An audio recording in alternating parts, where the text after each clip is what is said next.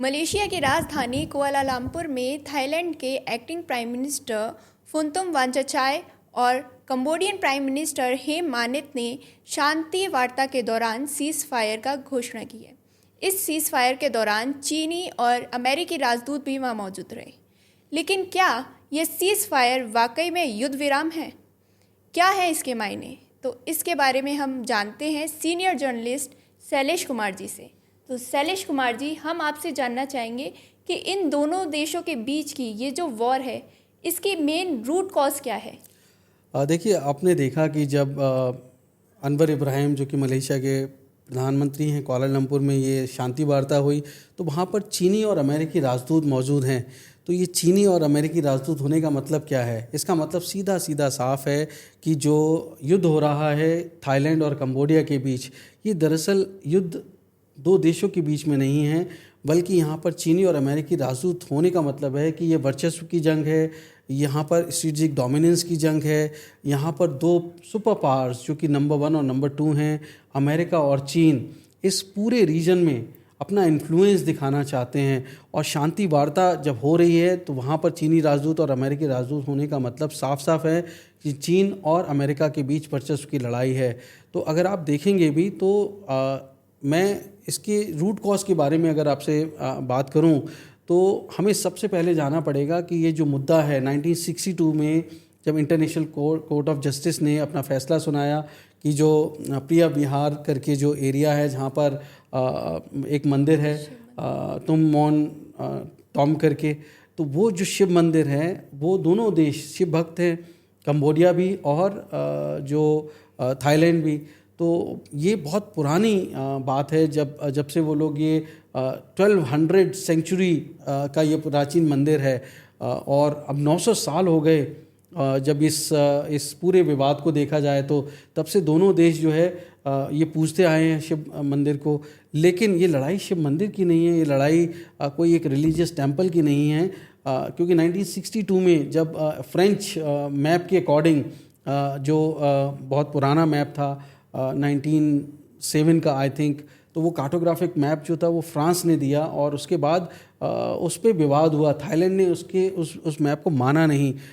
तो ये मामला कोर्ट में गया, इंटरनेशनल कोर्ट ऑफ जस्टिस ने 1962 में, उम्मीद है मुझे शायद मैं सही कह रहा हूँ, अपना फैसला सुनाया कि ये जो जगह है, ये प्रिया विहार करके जो एरिया है, जो टेम्पल प्रमाइस है, वो सब कंबोडिया का है। और उन्होंने ये आदेश भी दिया थाईलैंड को कि आप इस एरिया से अपनी फोर्सेस को मोबिलाइज कर लेंगे, बाहर निकाल लेंगे, और साथ साथ यहाँ पर जो भी आपने मंदिर से कुछ भी सामान लिया है उसको भी वो वापस कर देंगे। तो ये काफ़ी बड़ा झटका था एक तरह से थाईलैंड के लिए। थाईलैंड ने उसको माना नहीं, दिल से नहीं माना, क्योंकि वो उस एरिया को अपना मानता रहा। फिर भी उन्होंने बहुत सारे जगह पे जो उसके आसपास करीबन 5-5.5 किलोमीटर का एरिया था उसको तो वो विवादित ही मानते रहे और उसको छोड़ने के लिए तैयार नहीं थे। तो इस तरह से ये लड़ाई कहीं ना कहीं वो 1962 से चली ही आ रही थी। और 2008 में ये मामला काफ़ी बढ़ गया जब यूनेस्को ने इसको एक हेरिटेज साइट घोषित कर दी। और हेरिटेज साइट घोषित करने के बाद में जो है कंबोडिया को और ज़्यादा बल मिल गया। यहाँ पर उनको लगा कि अब तो ये हमारे सभी एरिया है, इस यहाँ पे यूनाइटेड नेशंस उनके साथ आ गया। तो एक तरह से थाईलैंड को फिर से झटका लगा। तो वहाँ पे यानी कि 13 साल पहले फिर से एक लड़ाई हुई और उस लड़ाई में भी बहुत लोग मारे गए। तो अब ये लड़ाई तब से चली आ रही थी। अब आप देखिए जो अभी मौजूदा समय है, आखिर ये लड़ाई ट्रिगर कैसे हुई और कब हुई। तो मैं आपको सबसे पहले बताऊँ तमन्ना कि मई 2025 की बात है जब कंबोडिया का एक सैनिक जो है एक झड़प में मारा गया, थाईलैंड के साथ जो झड़प हुई। उसके बाद ये मामला चल ही रहा था। इसी बीच में अगर मैं आपको जियोपॉलिटिकल बताऊं, क्योंकि आपने रूट कॉज की बात की है, तो दो समसामयिक तौर पे अगर हम देखें तो दो मुद्दे बड़े अहम हो जाते हैं। दो घटनाएं ऐसी हो गई उस दौरान कि ये मामला विवादित हुआ। अब मई में ये घटना हुई जब कंबोडिया का सैनिक मारा गया, थाईलैंड पे उन्होंने इल्ज़ाम लगाया।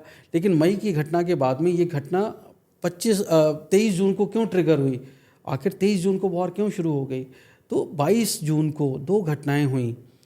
एक तो जो है इससे पहले एक फिलीपींस के जो राष्ट्रपति हैं बारबोस मार्कोस जूनियर, वो अमेरिकी राष्ट्रपति के साथ ओवल ऑफिस में, वाइट हाउस में मिले। और दूसरी घटना जो बहुत अहम घटना थी कि उसी दिन अमेरिका ने यूएनएसको से बाहर निकलने का फैसला कर लिया। अब आप देखिए दो घटनाएं, एक कंबोडिया को यूएनएसको ने हेरिटेज साइट घोषित कर दिया, उस एरिया को, प्रिय बिहार जो हेरिटेज साइट है, जो टेम्पल है, तो उस यूएनएसको से अमेरिका बाहर निकल गया। इसका मतलब है कि फंडिंग नहीं होगी। इसका मतलब है कि भाई आप यूएनएसको को वो सीधे सीधे कह रहे हैं कि आप अगर हमारे हित नहीं साधेंगे, हम जो कह रहे हैं, हम हमारा पैसा भी दे रहे हैं आपको और आप हमारी बात नहीं मानते।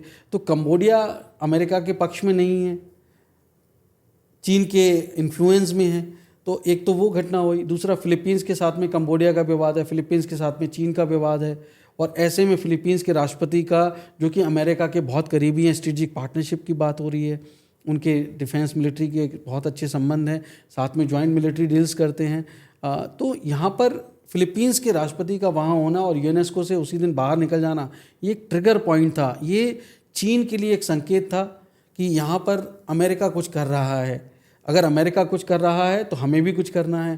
तो ये कैसे ट्रिगर हुआ? आखिर अचानक से कंबोडिया के एरिया में, अगर हम कहें कि कंबोडिया की बात मान ली जाए कि कंबोडिया का एरिया है, तो अगर वहाँ पे थाईलैंड के भी लोग अपनी वर्चस्व मानते हैं या अपने अधिकार जताते हैं और वो उस जगह पे पेट्रोलिंग करने जाते हैं और वहाँ पे माइंस लगी हैं और वो माइंस अगर फट जाती हैं, उस माइंस ब्लास्ट में, लैंडमाइन ब्लास्ट में अगर वो थाईलैंड के 5 सैनिक घायल हो जाते हैं, एक का पैर एम्प्यूट हो जाता है, तो जाहिर सी बात है कि थाईलैंड उसका ऑब्जेक्शन करेगा। तो उसके बाद में जब वो कंबोडिया को कहते हैं तो और अग्रेसिव हो जाते हैं, ड्रोन्स, और उसके बाद में थाईलैंड सर्विलेंस करता है। तो जब सर्विलेंस एग्रेसिवली करते हैं तो उसके बाद में वहाँ पर काफ़ी हद तक तनातनी बढ़ जाती है, तो वो भी अपना फायर करते हैं। वो स्मॉल आर्म से फायरिंग शुरू हुई, फिर वो आर्टिलरी फायरिंग हो गई और फिर रॉकेट बरसने लगे। तो कंबोडिया की तरफ से ये एग्रेशन शुरू हुआ और जिसका जवाब थाईलैंड ने फिर F-16 स्क्रैम्बल करके दिया। तो वो सब हमने देखा और 35 लोग मारे गए। तो रूट कॉज, जैसे आपने मेरे से पूछा शुरुआत में कि ये रूट कॉज क्या है, तो ये रूट कॉज जो है ये मलेशिया में अमेरिका और चीन के राजदूत का मौजूद होना शांति वार्ता में, ये सीधे सीधे बताता है कि ये रूट कॉज जो है ये सिर्फ वो प्रिय बिहार एरिया को लेकर नहीं है। ये रूट कॉज जो है उस शिव टेम्पल या टेम्पल प्रेमाइस के लिए जो लेकर विवाद है उसको लेकर ही नहीं है, बल्कि ये एक जियोपॉलिटिकल वर्चस्व की जंग है और यही रूट कॉज है।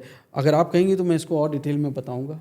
जैसा कि आपने जिक्र किया, कंबोडिया के चाइना के साथ रिश्ते काफ़ी अच्छे हैं और थाईलैंड भी अमेरिका से अपने रिश्ते काफ़ी अच्छे बना रहे हैं। तो क्या अमेरिका और चाइना इन दोनों से अपने रिश्ते इसलिए अच्छे कर रहे हैं ताकि साउथ चाइना सी में वो अपना इन्फ्लुएंस और गहरा सकें?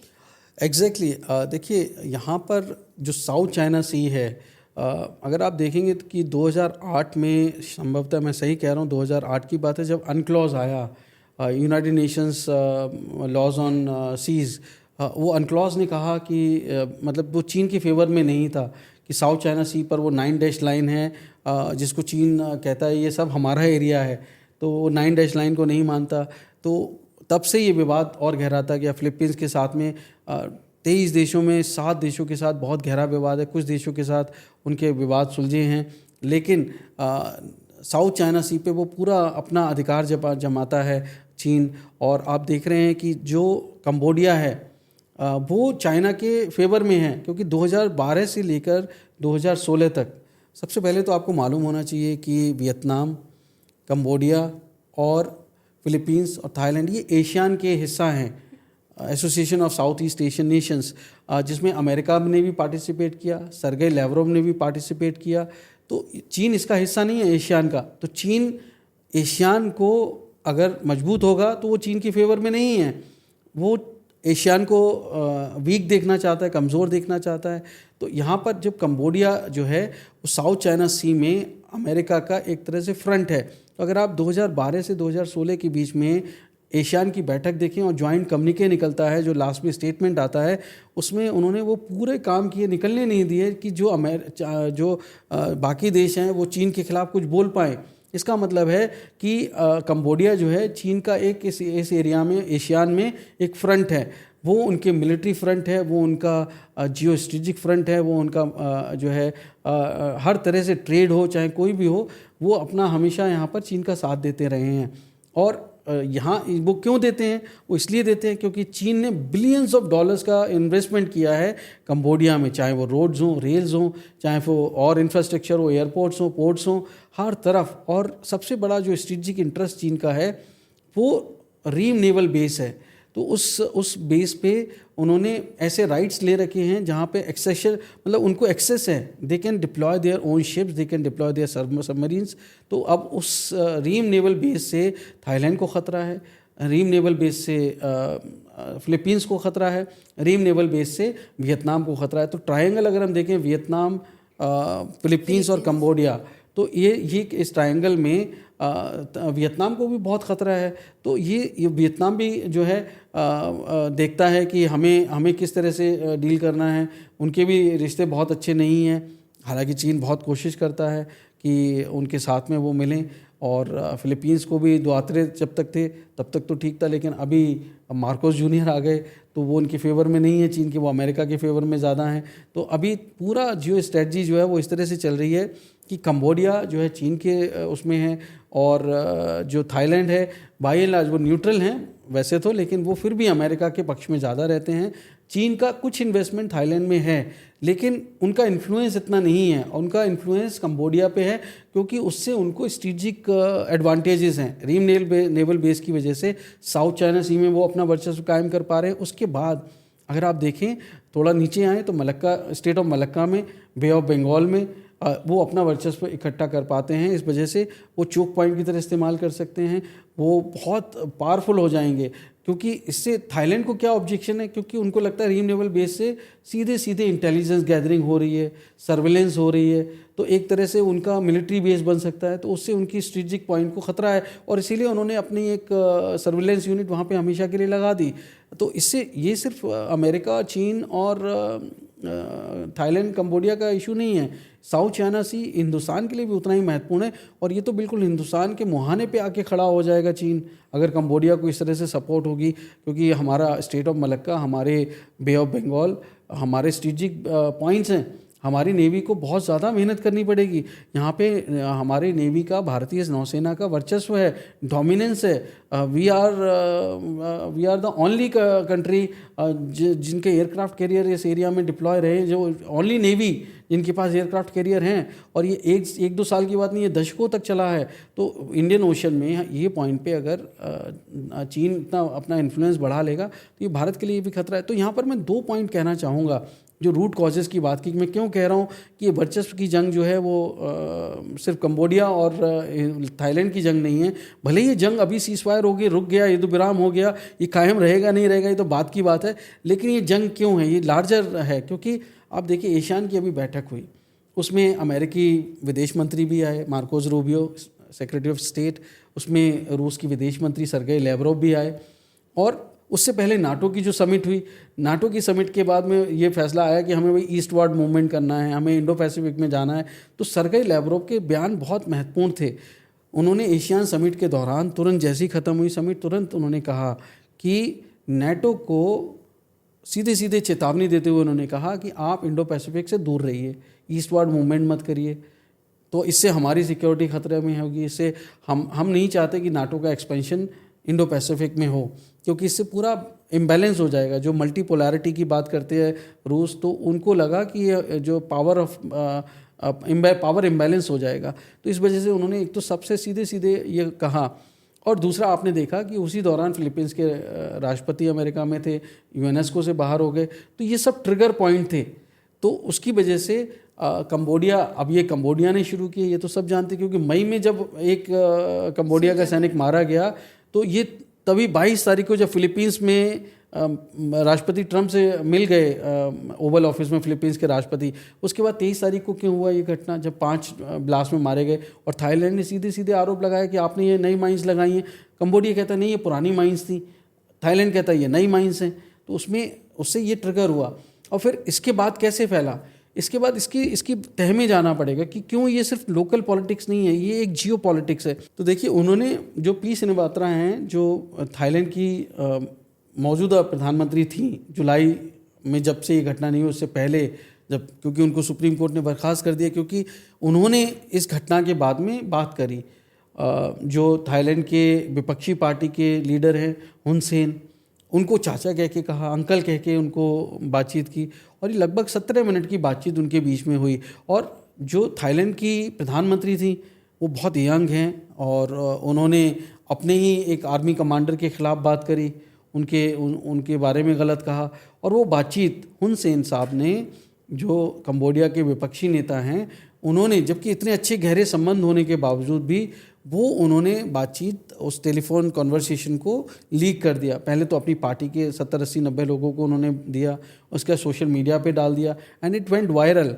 इसकी वजह से जो थाईलैंड की प्रधानमंत्री थी विष्णुवात्रा, उनको बहुत ज़्यादा एम्बरेसिंग सिचुएशन हो गई और ये मामला वहाँ पे पॉलिटिकली बहुत तूल पकड़ने लगा कि आखिर अपने ही एक आर्मी कमांडर के बारे में आप कैसे कह सकती हैं। एक उनके लिए तो दुश्मन देश है, एक ऐसा देश जो आपका एडवर्सरी है, उसकी विपक्षी पार्टी के लीडर को आप अंकल कह के बुला रही हैं, तो आप खुद प्रधानमंत्री कैसे हैं। तो ये मामला तूल पकड़ा और वहाँ पे उनको सुप्रीम कोर्ट ले जाया गया। तो थाईलैंड की सुप्रीम कोर्ट ने फुनथुम वाचाचाय को कार्यकारी प्रधानमंत्री नियुक्त कर दिया। तो विष्णुवात्रा का तो करियर बहुत यंग एज पे ही एक तरह से बहुत सस्पेंशन में आ गया। अभी पता नहीं आगे उनका भविष्य क्या है, लेकिन यहाँ पर जो है इस पॉलिटिकल स्टॉर्म की वजह से ये मामला और तूल पकड़ गया। इसी वजह से थाईलैंड को भी अग्रेसिव रूप लेना पड़ा और ये कंबोडिया को भी लेना पड़ा। तो अब ये तो बहुत इन्वेस्टिगेशन की बात है कि आखिर वो शख्स हुन सेन, जो कि कंबोडिया के विपक्षी पार्टी के लीडर हैं, उन्होंने वो कन्वर्सेशन, टेलीफोनिक कन्वर्सेशन किसके कहने पे लीक किया और किसकी वजह से इतना एग्रेशन हुआ। क्या वो चीन था, या चीन ने उसको हैक करके लीक करा, या वो अमेरिका था, या उन्होंने हैक करके लीक किया। अब कंबोडिया पे किसका बस चलता है? कंबोडिया पे तो चीन का बस चलता है, और जो हुन सेन है वो तो चीन के पिट्ठू माने जाते हैं, वो अमेरिका का तो उनसे कोई संबंध नहीं है। तो जाहिर सी बात है कि जो आदमी चीन के इतना करीबी है, चीन का पिट्ठू कहा जाता है, तो वही आदमी कन्वर्सेशन किसके कहने पे लीक करेगा? चीन के कहने पे लीक करेगा। अपने आपसी संबंधों को भी दरकिनार करते हुए अगर वो कन्वर्सेशन पब्लिकली रिलीज़ कर रहे हैं और अपने संबंध ख़राब कर रहे हैं, उनको पता है ये इर्रेपरेबल डैमेज है, this can not be corrected later on. So that means कि उनके कहीं ना कहीं उनको कोई कंट्रोल कर रहा है, वो कठपुतली की तरह काम कर रहे हैं। तो जाहिर सी बात है कि चीन ने किया और उसकी वजह से ये पॉलिटिकल स्टॉर्म मिलिट्री कन्फ्रंटेशन में बदला। तो जाहिर सी बात है कि चीन जो है यहाँ पर एक ऐसा खेल खेल रहा है जो रूस के सर्गेई लैवरोव साहब ने नाटो के बारे में कहा कि don't move eastward, don't come to Indo Pacific, this is not area of operation. तो उन्होंने एक साफ साफ चेतावनी दे दी। चीन एशियान को कमज़ोर करना चाहता है, इसीलिए ये सब हुआ। तो अभी क्यों कर रहे हैं? अब आप सोचेंगे कि आखिर 2008 में लास्ट कन्फ्रंटेशन हुआ, 13 साल के बाद में, आखिर क्यों, वाई? सो आप सब जानते हैं ये जियो पॉलिटिक्स है। यहाँ पे लोगों के बड़े बड़े इंटरेस्ट हैं, यहाँ पे कंट्रीज़ के इंटरेस्ट हैं, लेकिन यहाँ पे कोई एक पर्टिकुलर कंट्री नहीं है। साउथ चाइना सी, जहाँ पर चीन अपना वर्चस्व इकट्ठा करना चाहता है, वर्चस्व दिखाना चाहता है, अपना डोमिनेंस, वो अमेरिका के शिप्स को बुली करता है, फिलीपींस के शिप्स को बुली करता है, वो वियतनाम को भी नहीं छोड़ता है, वो कंबोडिया हो, इंडोनेशिया हो, मलेशिया भी हो, वो उनको हर तरफ अपना वर्चस्व स्थापित करना है। तो ऐसे में भारत को भी खतरा है, हमारी भी सोवरेनिटी, हमारी भी इंटीग्रिटी और हमारी भी सिक्योरिटी वो कहीं ना कहीं जियोपर्डाइज होगी। तो मैं आपसे यही जानना चाहूँगी कि इन दोनों देशों के कॉन्फ्लिक्ट का क्या असर भारत पे पड़ सकता है? तो देखिए, सीधी सीधी बात है कि भारत के ऊपर अगर रीम नेवल बेस हो या चीन का बढ़ता हुआ प्रभाव की वजह से स्ट्रेट ऑफ मलक्का कॉम्प्रोमाइज़ हो, उसकी सिक्योरिटी अंडरमाइन हो, या फिर बे ऑफ बंगाल में सिक्योरिटी अंडरमाइन हो, इंडियन नेवी का इन्फ्लुएंस कम हो किसी भी वजह से, क्योंकि भारत का इन्फ्लुएंस फिलीपींस, कंबोडिया, यहाँ तक कि थाईलैंड, ये सब देशों में है, वियतनाम में भी है। तो हमारा इन्फ्लुएंस किसी भी तरह से, हम भले ही एशियान के कोई सीधे सीधे हिस्सा ना हो, लेकिन हमारा इन्फ्लुएंस एशियान देशों पर बहुत है। हमारी लुक ईस्ट पॉलिसी, हमारे प्रधानमंत्री नरेंद्र मोदी ने लुक ईस्ट की पॉलिसी के बाद में एक्ट ईस्ट की पॉलिसी रखी, तो हमारा ट्रेड, हमारे सिक्योरिटी इंटरेस्ट, हमारी defence ties, joint military drills, हमारा साउथ चाइना सी से होकर व्यापार और इस एरिया में हमारे जो संबंध हैं, व्यापारिक संबंध हैं, हमारी रणनीतिक साझेदारी है, वो सब हमारे इंटरेस्ट हैं। तो चीन अगर रीम नेवल बेस हो या कोई भी तरह से अगर इन एरियाज़ में आता है तो हमारे इंटरेस्ट कंप्रोमाइज़ होते हैं। और यहाँ पे सबसे बड़ी बात यह है कि आज जब ये युद्ध विराम हो गया है तो आखिर आप रूट कॉज की बात करते हैं, क्योंकि जियोपॉलिटिक्स बड़ी है।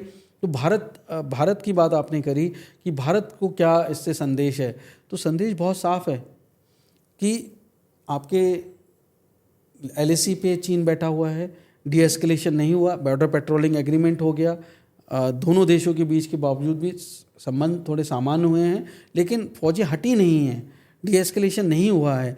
क्यों नहीं हुआ है और क्यों अभी गाज़ा में युद्ध चल रहा है, क्यों अभी रूस यूक्रेन युद्ध चल रहा है और फिर ये कंबोडिया और थाईलैंड का कैसे शुरू हो गया? तो इसका सीधा सीधा मतलब है कि चीन एक ऐसे युद्ध की तैयारी कर रहा है जहाँ पर उसको लगता है कि पूरी दुनिया उसको घेरे नहीं और पूरी दुनिया में वो अलग अलग चोक पॉइंट्स पे लोगों को एंगेज करके रखे, ख़ास करके अमेरिका को।